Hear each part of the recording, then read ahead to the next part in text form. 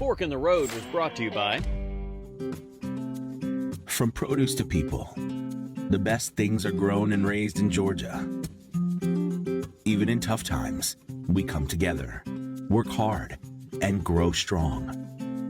When you purchase Georgia-grown products, you support farmers, families, and this proud state we call home. Together, we will keep Georgia growing.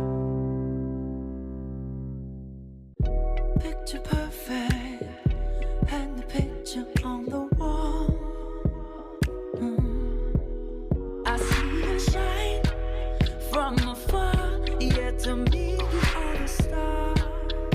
Alright, baby. Hey. Feels good, feels right. Take the feeling, pass it on. Just pass it on. Da, da, da, da, da.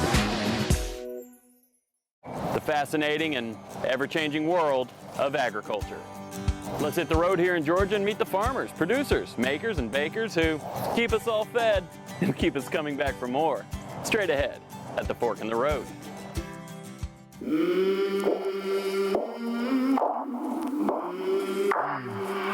I came from the mud, there's dirt on my hands. Strong like a tree, there's roots where I stand. Georgia farmers, artisans, merchants, and producers, we depend on these men and women every day of our lives through the choices we make and the food we consume. Their strategy and approach is always shifting, but the end game remains the same: results.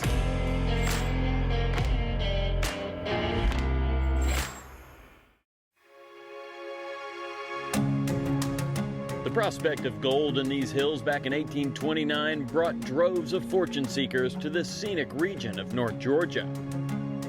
Prior to the 1849 gold rush out west, stories of these golden olden days are plentiful, and locals love to share the tales.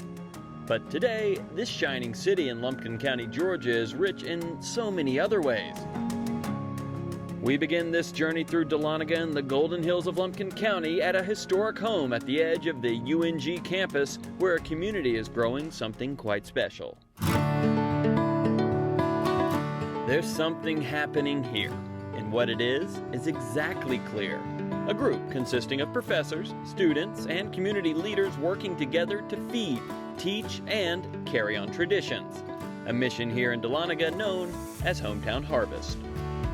In the summer of 19, Dr. Patterson and his wife and little boy were helping us with summer meal delivery in the school system. And the question was posed, if they had a surplus of tomatoes and nothing to do with them, could we take them and use them for the students? And I was delighted to hear that. We would be more than happy to take locally grown tomatoes or any other produce item to serve the students in Lumpkin County schools. This historic home, known as the Vickery House, is the setting. Located on the edge of the University of North Georgia, a campus visually defined by its iconic gold spire, this comforting setting, with an amazing 1830s gold rush era cabin in the backyard, serves as a home base for the Hometown Harvest Group to expand their mission and achieve their vision. I sort of co-manage the gardens around here, and there are several objectives with them. The first one is teaching college students how to garden. The second one is providing food for the community, both within UNG and outside of UNG. The third one is managing an heirloom seed bank. These are seeds that are native to Appalachia, cross-pollination, how we're trying to avoid diluting those original Appalachian seeds. Well, all 4 seasons there's a garden here that is available to students and faculty and everyone else. We have a lot of students that come in from different majors. A lot of the volunteers, they have this unrefined passion for it, whether it's seed starting or harvesting or just playing in the dirt and getting outside and interacting with one another. It's more based off of their curiosity. So we get more of a diverse group of students who are really interested in what the garden can provide for them. And beyond teaching, learning, and carrying on traditions, the mission gives back and provides to the community in ways beyond the goods from the garden. We have a room in this house that has soups, canned meats, all those kinds of things, stuff in the refrigerator and the freezer. We just let kids come and take what they need.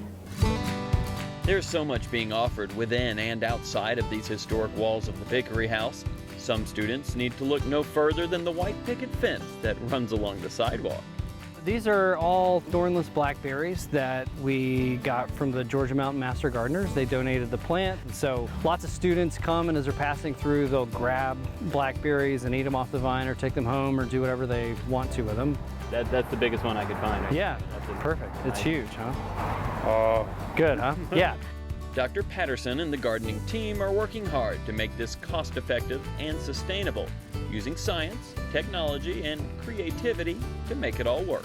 So over the past 2 years, I don't think we've used a drop of city or county water. We basically hook a hose up down here, and then we have soaker hoses running through all of the beds and down the center, and it waters everything. This whole row is tomato plants.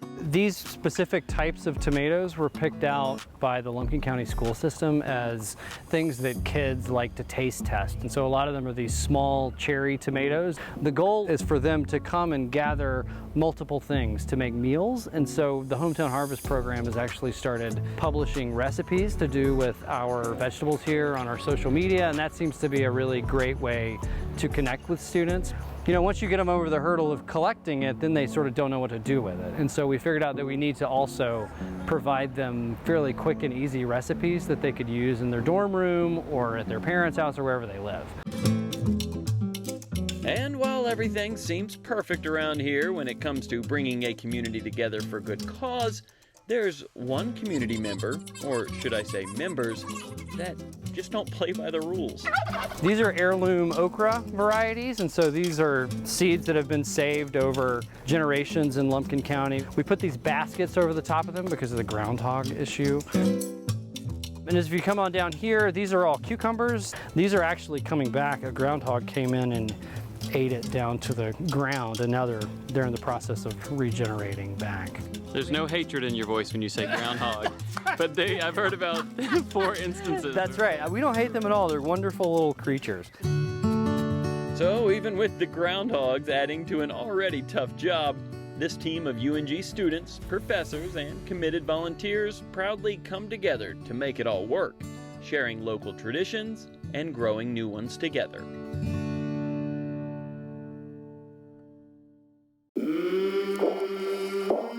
We continue our exploration of Dahlonega, Georgia, a few miles from the downtown square, where the hills appear a bit more purple than gold.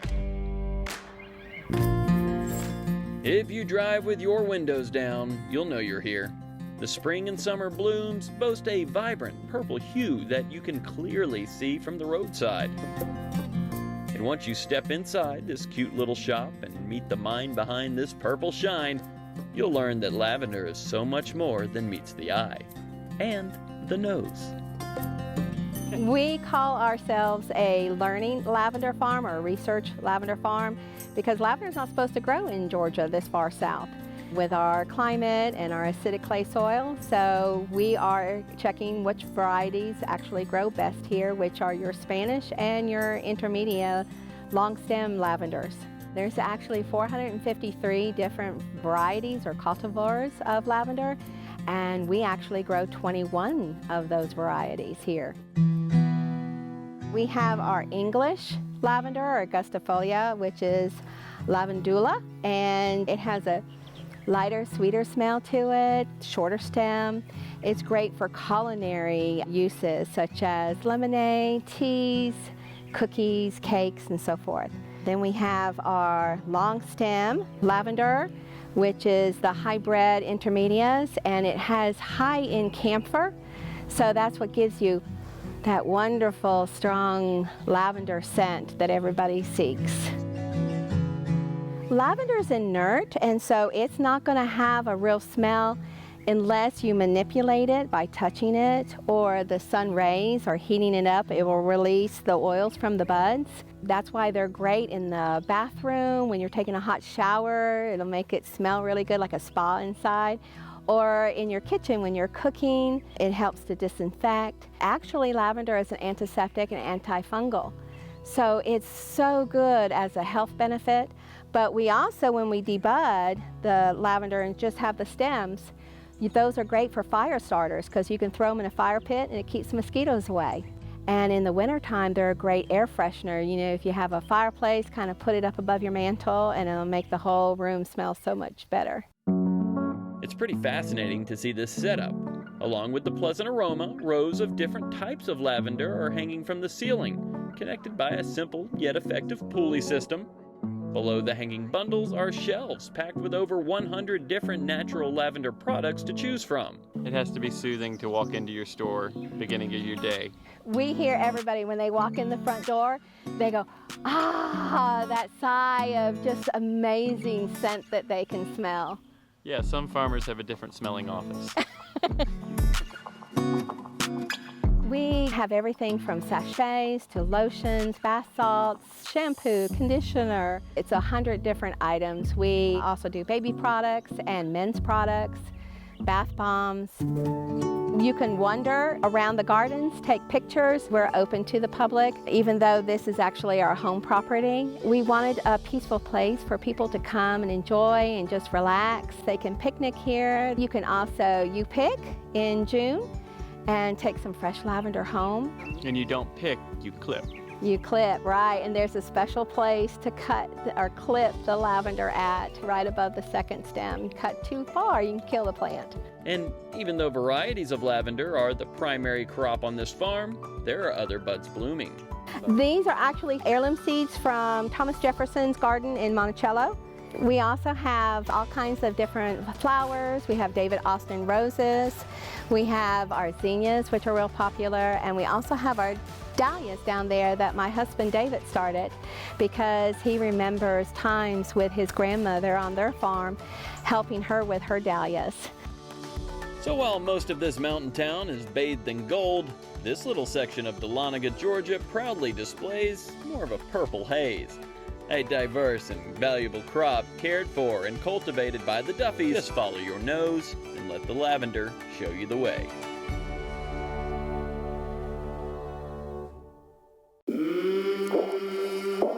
About 10 miles north of Red Oak lies a room full of barrels and a team full of talent. Time to check out the spirits that flow along Dahlonaga's Big Creek.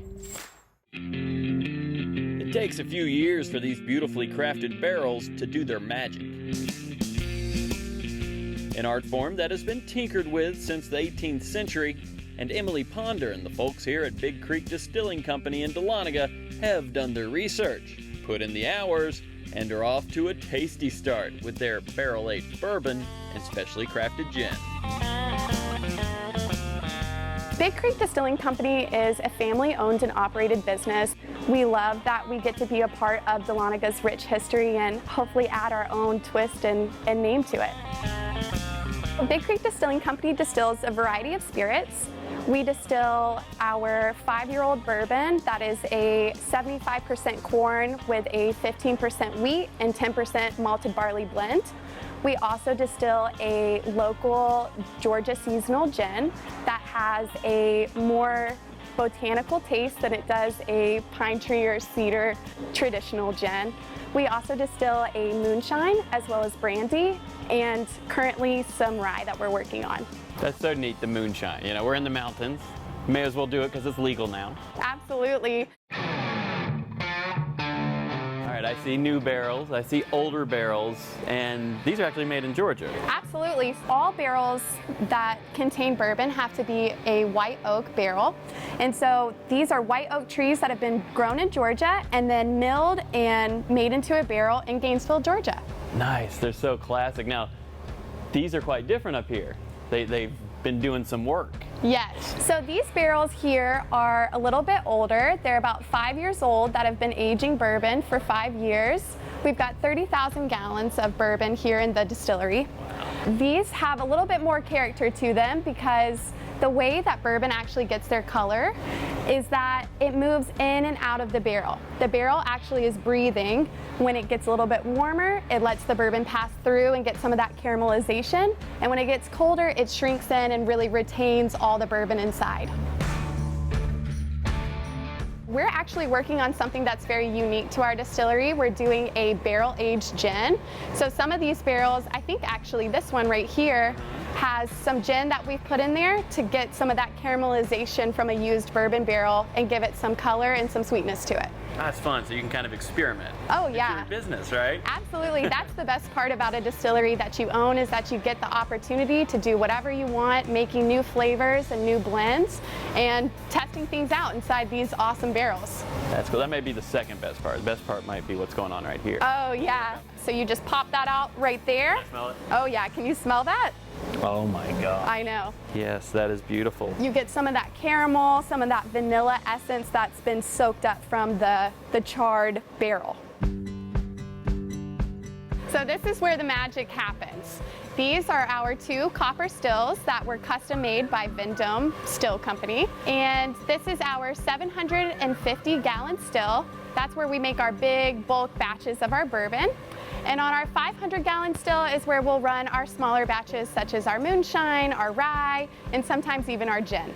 And there's another smell. I smell the bourbon, I smell the moonshine, I smell lavender. Lavender, yes. Okay, what's the role of the lavender? This is our beautiful English lavender that is grown right here in Dahlonega, Georgia, by Red Oak Farms.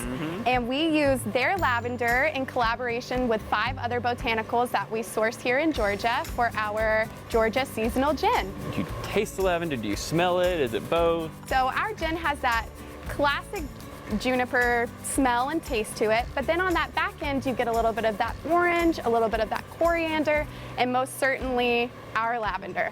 It's really neat because the bourbon ages in the barrel. That's where the work's getting done. The gin is a little different. So our gin is fractionally distilled, which means we distill each botanical individually in order to really get that pungent flavor out of each botanical that goes into our gin. And then Augustus or my brother will blend it all together and make our gin as one whole. It's been fun so far, just making everything and experimenting with different flavors and blends that we do. And I'm excited to see where Lee and Augustus take us. All right, so we're gonna have a little sample here. I see Augustus coming. He's got some goods. It's the aged gin. It's been aging for 2 months. 2 months. Oh yeah. Oh, that's very smooth. So the colors are so different. So you can see here that we've got a slight variation in color. In our barreled gin, we've got some of that sweet yellowness that's coming from our bourbon barrels. The barrel imparts that color just like it does to the bourbon. Oh, this is special. Oh yeah. Haven't had anything like that. You taste all those florals. Oh, that's really the bourbon. Yeah. Caramel.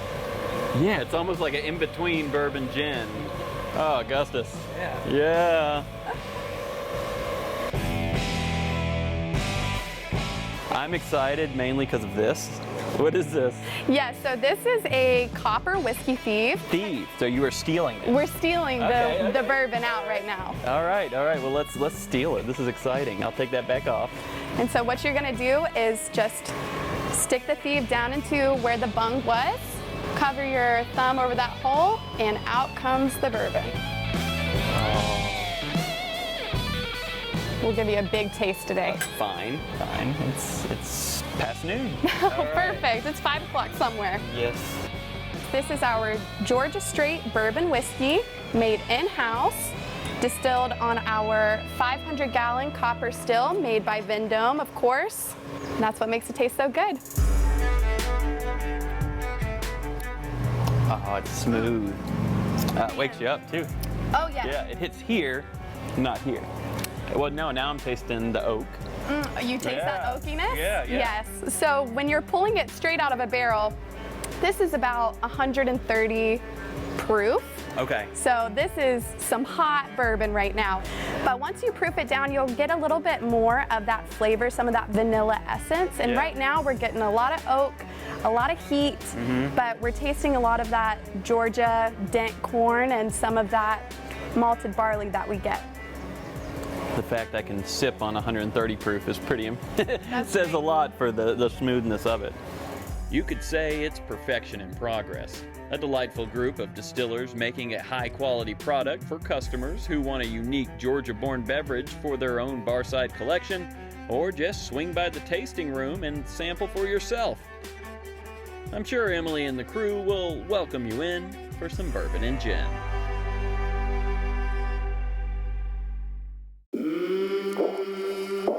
Less than a mile from Big Creek, off a road known as Blueberry Hill, lies a mountain resort blanketed with rows of grapevines and is home to a unique pink-coated chef.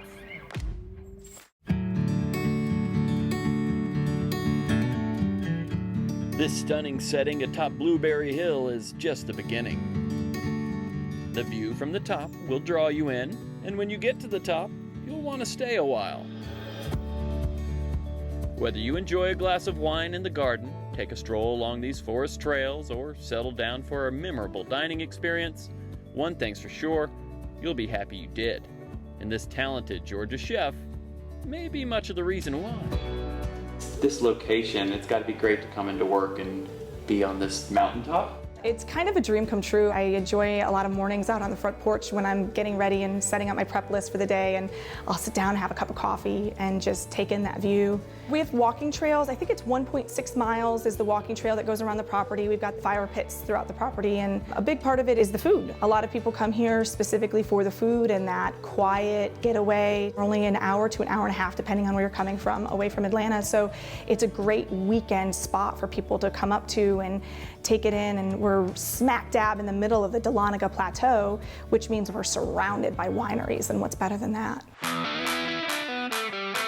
Chef Madeline has made a name for herself through social media as the barbecue smoking blonde chef.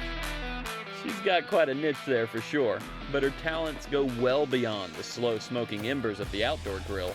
She has a love for local farmers and purveyors, as I witnessed when these multicolored mushrooms were delivered right to the back door of the kitchen.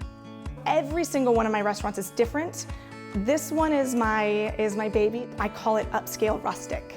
I take a lot of comfort flavors and traditional foods that people can recognize really easily, and then I just put my twist on it. I'm not from the South, but I love this place. And I fell in love with the Georgia people and the Georgia food and the culture that's down here, bringing joy and creating memories with people through my food.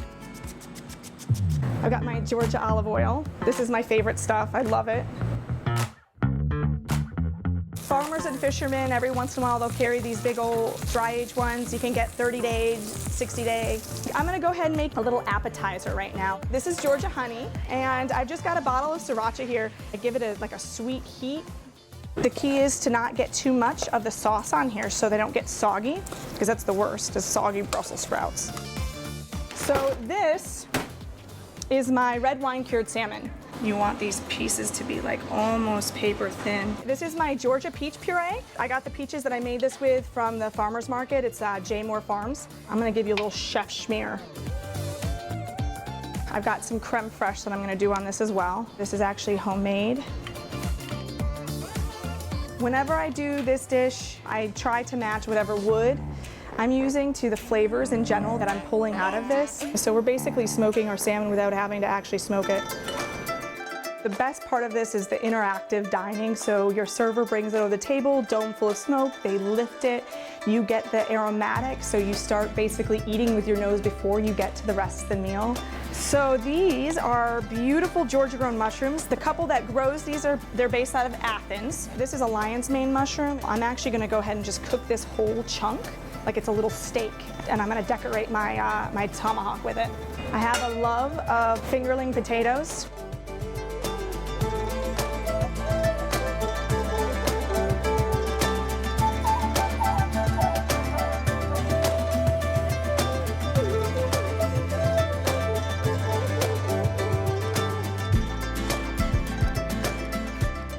So my clams, they're so delicious. I got the Cepalo Island clams. They're out of Georgia as well. I've been only using those clams, besides every once in a while razor clams, for probably more than 10 years at this point. Wines are fun because we have two different sets. We've got our Georgia grown, and then we have our twisted line. The twisted line is all California grapes that we have shipped in from California, and we do all the crushing and then make the wine here. I I want to do farm to table. I want to use Georgia-grown products, work with Georgia farmers, including for all my meats and things like that. We've got over 60 acres on this property. I can set up gardens. I can set things up. I've only been here for a year and a half, so we're only getting started. You know, one day I want to be like the Yountville. You know, like you're in Napa and you go out to Yountville to get that fine dining experience. I want to try to do that here. Be it the wine from these Appalachian vines, the bourbon and gin coming from the barrels of Big Creek, the aroma of purple lavender growing in these golden hills, and a community coming together to grow together and share, the people of Dahlonega, Georgia, and the entire Lumpkin County region deliver a variety of Georgia-grown goodness that can only be described as pure gold. I'm David Zelski. See you at the next Fork in the Road.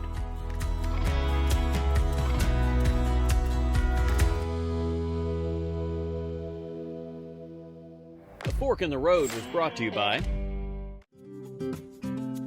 From produce to people, the best things are grown and raised in Georgia. Even in tough times, we come together, work hard, and grow strong.